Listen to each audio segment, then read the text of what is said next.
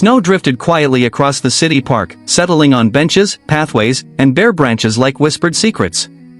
Victoria Hale sat alone on a wrought iron bench, her knees crossed neatly, gloved hands resting on a leather folder balanced atop her lap. Though the snowfall was gentle, the cold pressed deeper than winter. It reached somewhere far beneath her tailored cream coat. At 35, Victoria was known across the industry as a force of discipline and vision. As the youngest CEO in her company's history, she had mastered boardrooms, mergers, and media empires. Yet here, during her lunch break, she felt strangely small, like the silence between meetings had finally caught up to her. Her phone buzzed again. Another email. Another decision that couldn't wait. She exhaled slowly. "Excuse me, ma'am?" The voice was small. Careful. Almost unsure. Victoria looked up.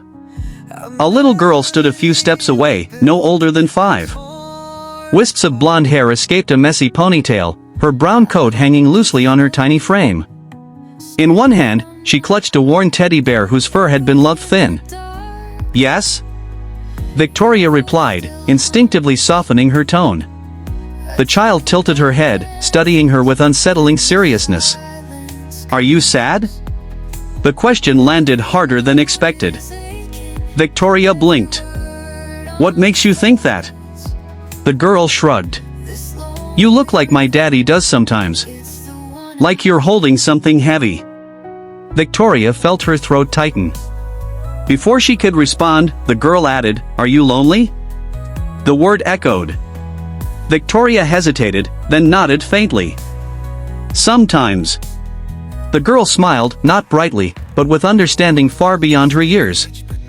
"I'm Sophie," she said, lifting the teddy bear. "This is Mr. Bear." Victoria smiled back. "I'm Victoria." Sophie glanced toward another bench where a man paced while speaking urgently into his phone. His shoulders were tense, his voice low and exhausted. "That's my dad," Sophie said. "He works a lot." "I know how that is," Victoria murmured. Sophie shifted closer, lowering her voice. "I don't have a mama." Victoria's breath caught. "She's in heaven," Sophie continued matter-of-factly. "Daddy says she watches me. But sometimes I really wish she was here."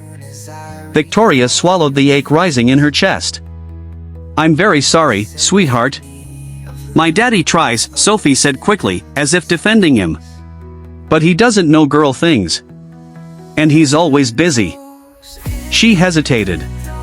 Then came the question that would change everything. "Can I spend one day with you?" Victoria stared. "Just one," Sophie rushed on. "You could be my mama for a day. We could do girl things. Ice cream. Talking. I promise I'll behave." The park felt suddenly very quiet. Victoria's eyes burned. She had spent years negotiating million-dollar deals, but nothing had prepared her for this moment. "Let me talk to your dad first," she said gently. Sophie's face lit up like sunrise. Together, they approached the man on the bench. He ended his call abruptly, guilt flashing across his tired eyes. "Sophie, honey, I told you." "She didn't bother me," Victoria said calmly, extending her hand. "I'm Victoria Hale." James Wilson shook her hand cautiously. "She asked something very important," Victoria continued. James frowned. "What did you ask, sweetheart?" Sophie looked up hopefully. "I asked if I could spend one day with her." James froze. "I'm sorry," he said quickly. "That wasn't appropriate." "It's okay," Victoria interrupted. "I understand why she asked." James studied her, conflicted. They sat together. Sophie between them. Victoria spoke honestly about her career, her birthday that morning, the silence of success without connection. James spoke of loss, exhaustion, and trying to be everything at once. When Victoria finally said, "What if this wasn't just one day?" both father and daughter looked at her in stunned silence. The snow kept falling. And none of them realized yet that this moment, this bench, this question, was the beginning of a family neither had planned. That night, when James finally called Victoria, neither of them knew the simple agreement they were about to make would slowly unravel the lives they thought they understood. That evening, Victoria Hale stood in the quiet of her penthouse kitchen, staring at a cup of untouched tea. The city skyline glittered beyond the glass walls, but for once, the view didn't calm her. Her thoughts kept circling back to a small girl with curious eyes and a question that refused to let go. "Can I spend one day with you?" Her phone buzzed on the counter. James Wilson. Victoria hesitated before answering. "Hello? Ms. Hale." "Victoria," James corrected himself awkwardly. "I hope I'm not calling too late." "No," she replied. "I was expecting your call." There was a pause on the line. "I've been thinking about what you said today." "About more than one day." Victoria leaned against the counter. "I don't want to cross any boundaries. But Sophie clearly needs something neither money nor schedules can fix." James sighed deeply. "She's been asking questions I don't know how to answer. About her mom. About why other kids have someone to braid their hair or walk them to school." "And you're doing the best you can," Victoria said softly. "I know," he replied. "But sometimes best still isn't enough." They agreed to start small. One day together. No cameras. No expectations. Just time. Saturday morning arrived quietly. Victoria waited outside a modest apartment building, dressed simply, no designer heels, no tailored suits. When the door opened, Sophie burst out first. "You came," she squealed, running forward and hugging Victoria's legs. James followed, startled by how easily his daughter trusted this woman. "She's been counting the hours." Victoria smiled. "So have I." Their first stop was a small cafe. Sophie insisted on choosing pastries for everyone and proudly paid with coins from her pink purse. Victoria listened as Sophie talked non-stop about school, her teddy bear, and how she imagined her mom looked in heaven. Victoria didn't interrupt. She just listened. Later, they walked through a bookstore where Sophie picked a storybook and crawled into Victoria's lap as she read aloud. The moment was so natural it made James's chest ache. At lunch, Sophie suddenly asked, "Can Victoria come to my school someday?" James nearly dropped his fork. Victoria met his eyes gently. "Only if that's okay with you." He nodded slowly. "I think she'd like that." That afternoon, they went to the park. Sophie ran ahead, laughing as Victoria chased her through falling leaves. Other parents watched, assuming they were a family. And for a brief, beautiful moment, they were. That night, after Sophie fell asleep clutching Victoria's scarf, James walked her to the door. "I don't know how to thank you," he said quietly. Victoria hesitated. "You don't have to. This helped me too, more than you know." James studied her. "Can I ask you something personal?" She nodded. "Why don't you have children?" The question was gentle, but it still stung. "I chose my career," Victoria answered honestly. "I told myself I'd have time later. But later kept moving." James nodded. Sophie's mom used to say the same thing. They stood in silence, heavy but not uncomfortable. As Victoria stepped into the hallway, Sophie's small voice floated from the bedroom. "Victoria?" She turned. "Will you come back?" Victoria swallowed. "Yes. I promise." The next weeks passed quickly. Sophie visited Victoria's office. Victoria attended Sophie's school events. Slowly, carefully, they built a rhythm. A fragile, hopeful routine. But not everyone approved. At a company gala, a board member leaned toward Victoria. "I hear you've been distracted lately." Another whispered, "Isn't it risky? Getting attached to someone else's child?" Victoria smiled politely, but doubt crept in. Meanwhile, Sophie's teacher requested a meeting. "There are concerns," she said carefully. "Sophie keeps calling Victoria her work mama." James rubbed his temples. "Is that a problem?" "It might become one," the teacher replied. Children get attached easily. And detachment can be devastating. That night, James stared at Sophie sleeping, fear twisting his chest. What if this was a mistake? What if Victoria walked away? What would that do to Sophie? And what would it do to him? Neither James nor Victoria knew that a single decision made to protect Sophie would soon force them to choose between their hearts and everything they had built. Victoria Hale stared at the city lights from her office window long after her staff had gone home. The building was silent, yet her mind refused to be. The teacher's words echoed relentlessly.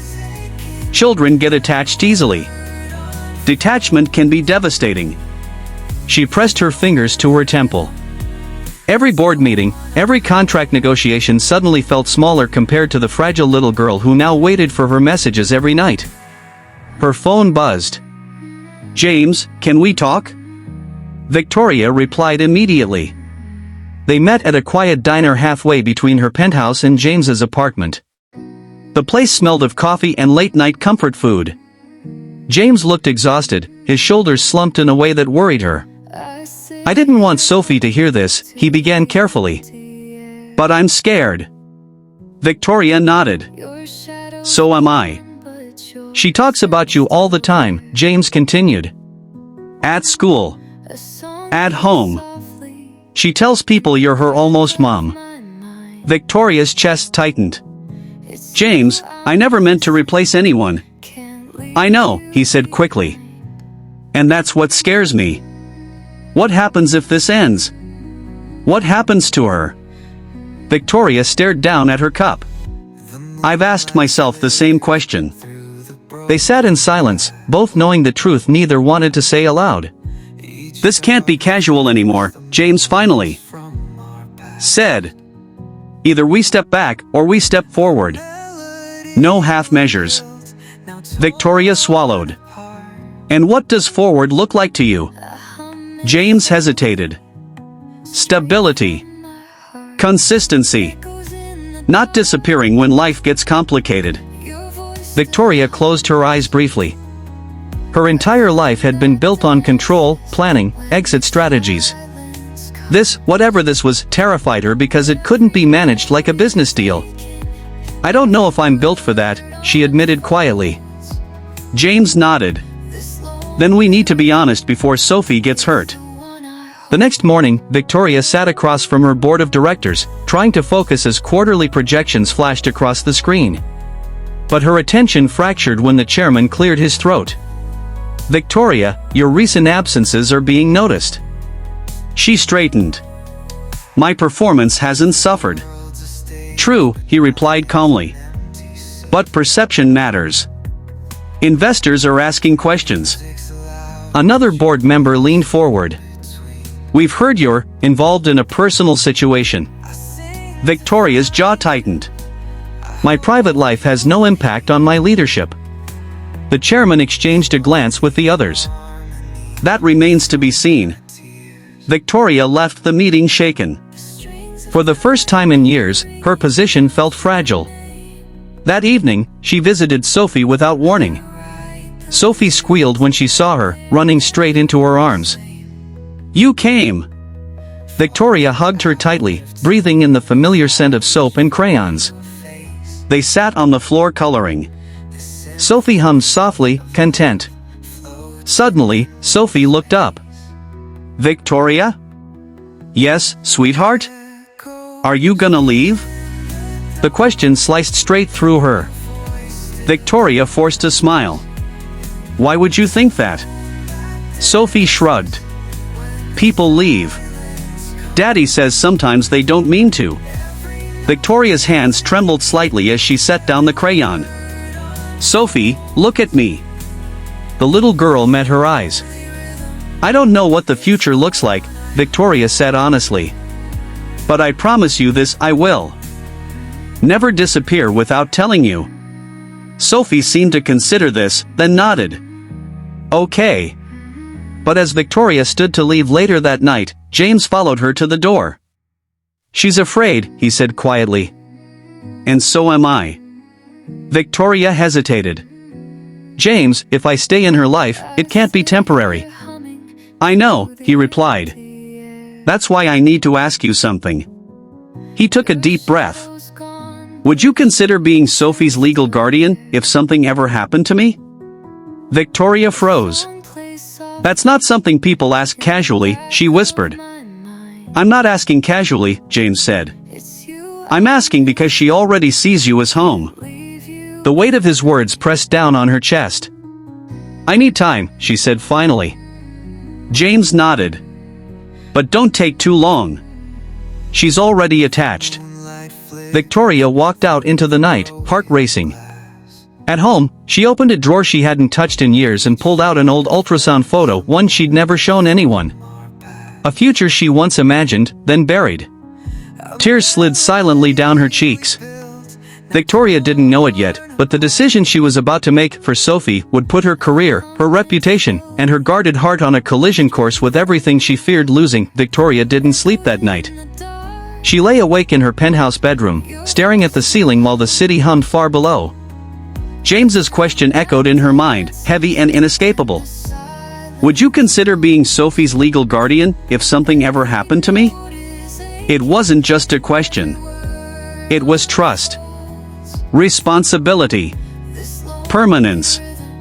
By morning, she felt older than her years. At work, Victoria moved through meetings on autopilot. Her assistant noticed immediately. You've rescheduled 3 calls already, she said carefully. Is everything okay? Victoria forced a smile. Just tired. But she wasn't tired.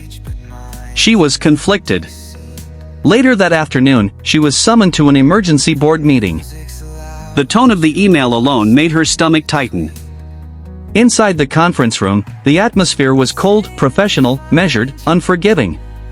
We'll be direct, the chairman said. There are concerns about your recent priorities. Victoria folded her hands calmly. My performance metrics remain the strongest in the company's history. No one is questioning your capability, another board member replied. But optics matter. Your involvement with a private family situation is becoming visible. Victoria's eyes sharpened. I'm allowed a personal life. Yes, the chairman agreed.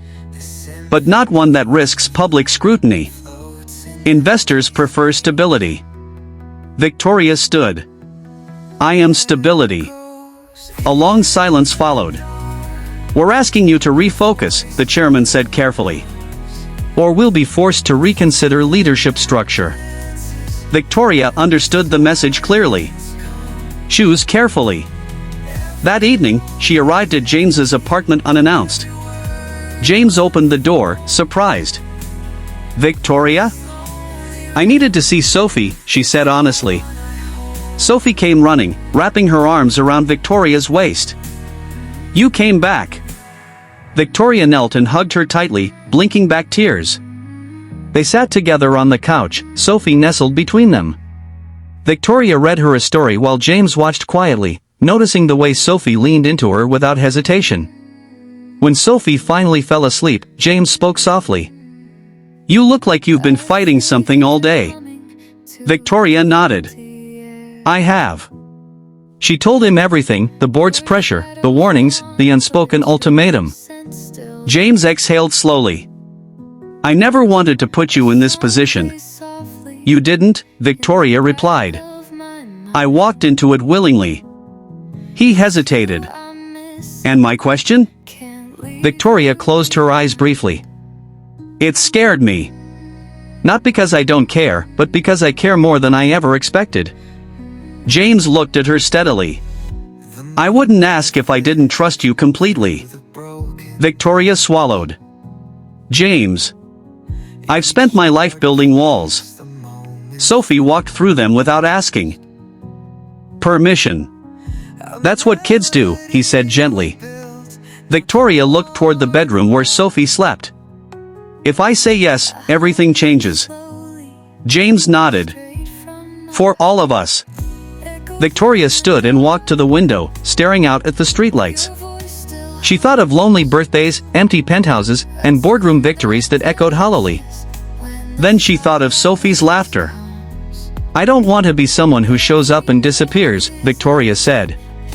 If I'm in her life, I'm in. James's breath caught. Are you saying? I'm saying yes, Victoria said quietly.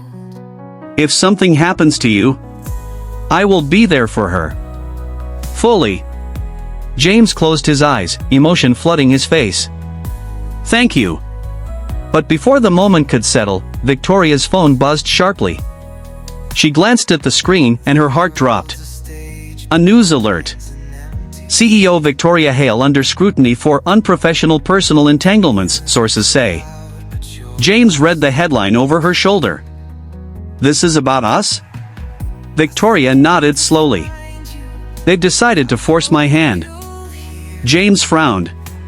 What does that mean? It means, Victoria said, voice steady but eyes burning, they're about to make me choose, publicly. The next day, cameras lined the entrance to her building. Reporters shouted questions as Victoria stepped out of her car. Ms. Hale. Are rumors true? Is your personal life affecting your leadership? Are you planning to adopt a child? Victoria walked forward, expression controlled. Inside the building, the board waited. The chairman gestured for her to sit. We need a statement. Victoria looked around the table, faces she had negotiated with for years, now distant and calculating. She thought of Sophie's small hand in hers. She stood. You want a statement, she said calmly. You'll have one. As Victoria prepared to speak to the world, she had no idea that the truth she was about to reveal would change Sophie's life forever and cost Victoria far more than her position as CEO. The conference room buzzed with low murmurs as Victoria Hale stood at the head of the table. Camera crews waited outside the glass walls, their silhouettes moving like shadows. The board members sat stiffly, expressions carefully neutral. You understand the implications of what you're about to say, the chairman warned quietly. Victoria nodded. I do. She stepped into the adjoining press room moments later, the hum of voices silencing as she approached the podium. Flashbulbs exploded, momentarily blinding her. She steadied herself, gripping the edges of the lectern. My name is Victoria Hale, she began evenly. And I want to address the rumors circulating about my personal life. She paused, letting the room settle. Yes, she continued, I've formed a close bond with a child and her father. Not out of convenience. Not out of impulse. But out of compassion. Reporters exchanged glances. I believe leadership is not just measured in profits, Victoria said, her voice strengthening, but in integrity. In responsibility. In how we show up when someone needs us. A reporter called out, Are you planning to adopt the child? Victoria inhaled deeply. I am committed to being a stable presence in her life. Whatever form that takes will be decided with care, not spectacle. Another voice shouted, Is this affecting your role as CEO? Victoria met the question head-on. It has changed me. It has made me more grounded, more focused, not less. Silence followed. She stepped away from the podium, heart pounding. That afternoon, James picked Sophie up from school. The teacher approached him carefully. Sophie's been anxious today, she said. She keeps asking if Victoria is in trouble. James crouched beside Sophie. Victoria's just being very brave right now. Sophie frowned. Are people being mean to her? James hesitated. Some people don't understand kindness. Sophie thought for a moment. Then we should help her. That evening, Victoria arrived at James's apartment. Exhausted but relieved. Sophie ran into her arms. I saw you on TV. Sophie said proudly. You looked strong. Victoria laughed softly. I was thinking of you the whole time. They sat together on the couch. Sophie suddenly slid off and disappeared into her room, returning with a drawing. It showed 3 stick figures holding hands. This is us, Sophie said. Daddy, you, and me. Victoria's eyes filled with tears. It's beautiful. James watched silently, emotion thick in his chest. But the peace didn't last. Victoria's phone buzzed again. A message from the board chairman. The board has scheduled a vote regarding your position. Tomorrow. Victoria closed her eyes. James read her expression instantly. What happened? They're going to decide whether I stay CEO, she said quietly. James swallowed. Because of us? Victoria nodded. Because I refused to step away. Sophie looked between them, sensing the tension. Did I do something bad? No, Victoria said quickly, kneeling. You did everything right. But are you going to leave? Sophie whispered. Victoria cupped her face gently. I promise you, I'm not going anywhere. That night, after Sophie fell asleep, James and Victoria sat at the kitchen table. I don't want you to lose everything because of us, James said quietly. Victoria shook her head. I already had everything, except this. She reached for his hand. I don't know how tomorrow will end, she continued. But I know what I won't do. Walk away from Sophie. James's voice trembled. Then whatever happens, we face it together. The next morning, Victoria stood before the board again. The tension was unbearable. The chairman cleared his throat. The vote is complete. Victoria braced herself. By a narrow margin, he continued, the board has decided to retain you as CEO, under one condition. Victoria's heart raced. Which is? You will publicly define your relationship with the child, he said. No ambiguity. No speculation. Victoria understood instantly. They weren't giving her a compromise. They were demanding a declaration. She glanced at her phone, a photo of Sophie smiling at breakfast. Victoria straightened. I'll make my decision today, she said firmly. Within hours, Victoria would make an announcement that would silence critics, shock investors, and change Sophie's life forever, but at a cost no one expected. The auditorium was filled to capacity. Investors, journalists, executives, every seat occupied, every camera trained on the stage. The low hum of speculation buzzed through the air as Victoria Hale stepped behind the podium for the second time in 2 days. But this time, she wasn't afraid. She scanned the crowd briefly, then looked straight into the camera. Thank you for being here, she began calmly. Today, I want to speak not as a CEO, but as a human being. The room fell silent. For years, I believed leadership required distance. Control. Emotional restraint, Victoria continued. I thought caring too deeply was a weakness. She paused, letting the words sink in. Recently, a little girl reminded me that compassion is not a distraction from responsibility, it is the foundation of it. Reporters leaned forward. Yes, Victoria said clearly. I am formally stepping into the role of legal guardian for Sophie Wilson, alongside her father. A ripple of shock spread through the audience. She is not a publicity symbol. She is not a narrative. She is a child who deserves stability, honesty, and love. Victoria's voice didn't waver. This decision does not diminish my ability to lead. It strengthens it. The cameras flashed wildly. And if that truth makes some people uncomfortable, she added, then perhaps it's time we redefine what leadership truly looks like. With that, Victoria stepped away from the podium.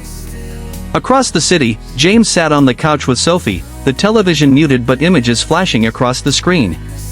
Sophie stared wide-eyed at Victoria's face on the broadcast. She said my name. Sophie whispered. James smiled softly. Yes, she did. Sophie hugged her teddy bear tightly. Does that mean she's really staying? James swallowed the lump in his throat. Yes, sweetheart. She's staying. Sophie grinned. Forever? James laughed gently. As long as we all keep choosing each other. The board meeting that followed was tense, but different. The chairman cleared his throat. Public response has been unexpectedly positive. Another director nodded. Investor confidence has stabilized. In fact, brand trust metrics are rising. Victoria listened quietly. "We were wrong," the chairman admitted. "You didn't lose focus. You gained perspective." Victoria met his gaze. "I didn't do this to prove a point. I did it because it was right."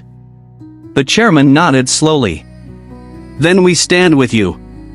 That evening, Victoria arrived at James's apartment carrying a small bag.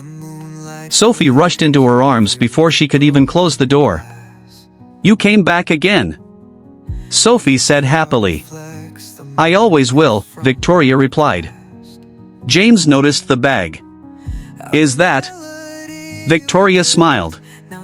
"Just a few things. I thought I'd stay for dinner.